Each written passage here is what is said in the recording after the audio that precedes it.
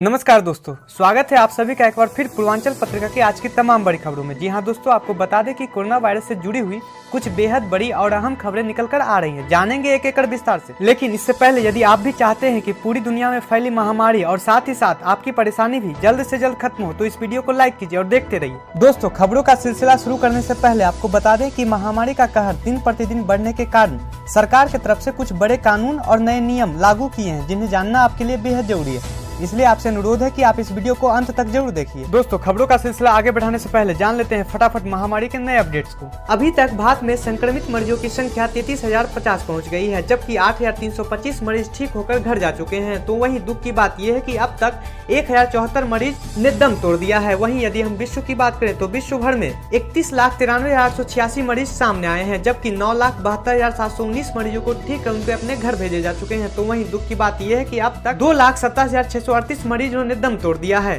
दोस्तों, जिस रफ्तार से ये महामारी बढ़ती जा रही है, हो सकता है कि जिस समय आप इस वीडियो को देखें तो आंकड़ा और भी बढ़ गया हो। दोस्तों, दुख के साथ कहना पड़ रहा है कि पिछले 2 दिनों में 2 अभिनेताओं को हमने खो दिया है। जी हां, इरफान खान के बाद अब सिने अभिनेता ऋषि कपूर का कल सुबह निधन हो गया। दोस्तों, आपको उनकी कौन सी फिल्म सबसे अच्छी लगी थी, हमें कमेंट करके जरूर बताएं। इसी के साथ बढ़ते हैं पहली बड़ी खबर की तरफ। पहली बड़ी खबर जो निकलकर सामने आ रही है, सुप्रीम कोर्ट का केंद्र सरकार के सेंट्रल विस्टा प्रोजेक्ट पर रोक लगाने से इनकार। जी हां दोस्तों, आपको बता दें कि केंद्र की अति महत्वाकांक्षी प्रस्तावित सेंट्रल विस्टा योजना को चुनौती देने वाली याचिका पर सुनवाई करते हुए सुप्रीम कोर्ट ने फिलहाल इस योजना पर रोक लगाने से इनकार कर दिया है। सुप्रीम कोर्ट ने कहा कि कोरोना कोई काम नहीं होने दे रहा, इस मामले में कोई जल्दबाजी की जरूरत नहीं है। साथ ही कोर्ट ने कहा कि ऐसी ही याचिका पहले से सुप्रीम कोर्ट में लंबित है, इसलिए याचिकाकर्ता याचिका में संशोधन करें। तो वहीं सॉलिसिटर जनरल तुषार मेहता ने कहा कि अगर नई संसद बन रही है तो विरोध क्यों किया जा रहा है, जिसके बाद याचिकाकर्ता ने कहा कि सरकार इस मामले में तेजी से आगे बढ़ रही है। दरअसल सुप्रीम कोर्ट में केंद्र द्वारा विस्टा के पुनर्विकास योजना के बारे में भूमि उपयोग में बदलाव को अधिसूचित करने के फैसले के खिलाफ सुप्रीम कोर्ट में एक याचिका दायर की गई है। केंद्र की ये योजना 20,000 करोड़ रुपए की है। 20 मार्च 2020 को केंद्र ने संसद, Rashtrapati Bhavan, India gate, north block और साउथ ब्लॉक जैसी संरचनाओं द्वारा चिन्हित लुटियंस दिल्ली के केंद्र में लगभग 86 एकड़ भूमि से संबंधित भूमि उपयोग में बदलाव को अधिसूचित किया है, जिसके बाद आवास और शहरी मामलों के मंत्रालय द्वारा जारी मार्च 2020 की अधिसूचना को रद्द करने के लिए अदालत से आग्रह करते हुए याचिकाकर्ता का तर्क है कि यह निर्णय अनुच्छेद 21 के तहत एक नागरिक के जीने के अधिकार के विस्तारित संस्करण का उल्लंघन है। याचिकाकर्ता ने इसे एक क्रूर कदम बताते हुए दावा किया है कि लोगों को अत्यधिक कीमती खुली जमीन और ग्रीन इलाके का आनंद लेने से वंचित करेगा। जी हाँ दोस्तों, आपको बता दें कि सेंट्रल विस्टा में संसद भवन, राष्ट्रपति भवन, उत्तर और दक्षिणी ब्लॉक की इमारतें जैसे महत्वपूर्ण मंत्रालयों और इंडिया गेट जैसी प्रतिष्ठित इमारतें हैं। केंद्र सरकार एक नया संसद भवन, एक नया आवासीय परिसर बनाकर उसका पुनर्विकास करने का प्रस्ताव कर रही है, जिसमें प्रधानमंत्री और उपराष्ट्रपति के अलावा कई नए कार्यालय भवन होंगे। बढ़ते हैं अगली बड़ी खबर की तरफ। अगली बड़ी खबर जो निकलकर सामने आ रही है, गृह मंत्रालय ने दिए संकेत, 3 मई के बाद भी बढ़ सकता है लॉकडाउन। जी हाँ दोस्तों, आपको बता दें, देश में कोरोना वायरस से बचाव के चलते 40 दिनों, पहला चरण 21 दिन और दूसरा चरण 19 दिन का लॉकडाउन लगाया गया।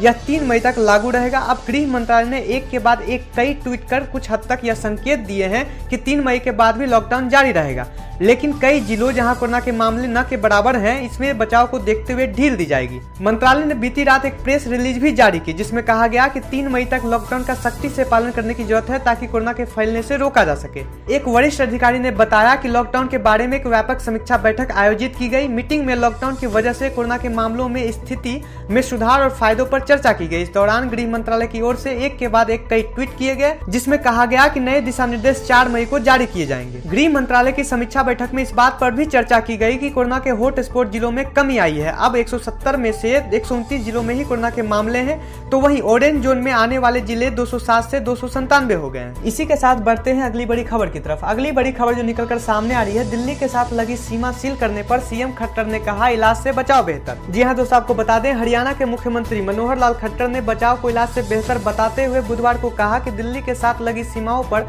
सख्ती बरतने की जरूरत इसलिए आई क्योंकि राष्ट्रीय राजधानी से सटे राज्य के जिलों में कोविड-19 के नए मामले सामने आए। खट्टर ने टीवी पर अपने संबोधन में कहा कि राज्य सरकार को कुछ कड़े कदम उठाने पड़े हैं, क्योंकि दिल्ली से सटे जिलों सोनीपत, झज्जर, गुड़गांव और फरीदाबाद में पिछले 6 दिन में कोविड-19 के 28 नए मामले सामने आए हैं। उन्होंने कहा कि ये सभी मामले किसी न किसी रूप में दिल्ली से जुड़े हैं, जैसे कोई दिल्ली में काम करता है या किसी के परिवार का सदस्य वहां काम करता है या फिर वह किसी के संपर्क में आया है।